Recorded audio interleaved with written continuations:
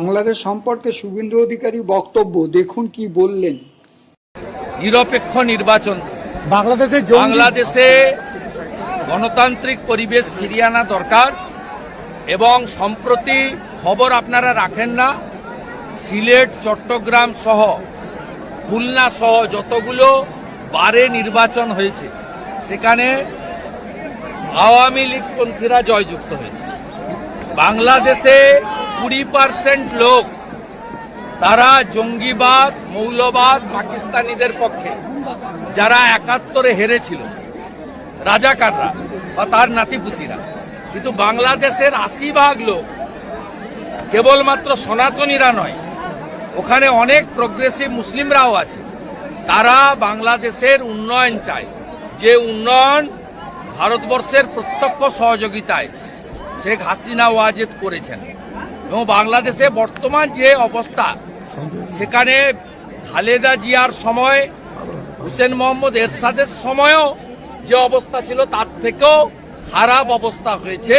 এই সুদখোর ইউনূস তার যে গ্রামীণ ব্যাংক চিটফান্ড, তার আগামী 29 সাল পর্যন্ত ভ্যাট মুকুব করেছেন, জনগণের উপর 12% ভ্যাট চাপিয়ে দিয়েছেন। টাইম ডেজ আর নাম্বার। আমার বিশ্বাস শক্তিশালী দুই রাষ্ট্রপ্রধান আমেরিকা এবং ভারতবর্ষ, তারা বাংলাদেশে গণতন্ত্র প্রতিষ্ঠা করে মৌলবাদ, জঙ্গিবাদ, মৌলবাদ শুধুমাত্র ভারত নয়, বিশ্বের সমস্ত কমিউনিটির কাছে থ্রেট। ওসামা বিন লাদেন বলুন বা এই শক্তি বলুন। তাই ডোনাল্ড ট্রাম্প শপথ নেওয়ার আগেই হামাস যেভাবে আত্মসমর্পণ করেছে, ইসরায়েলি পণবন্দীদের ছেড়ে দিতে বাধ্য হয়েছে ডোনাল্ড ট্রাম্প শপথ নেওয়ার আগেই, তাতে আমার বিশ্বাস যে বাংলাদেশে গণতন্ত্র এবং সকলের ধর্মাচরণের যে অধিকার, এই অধিকার প্রতিষ্ঠিত হবে।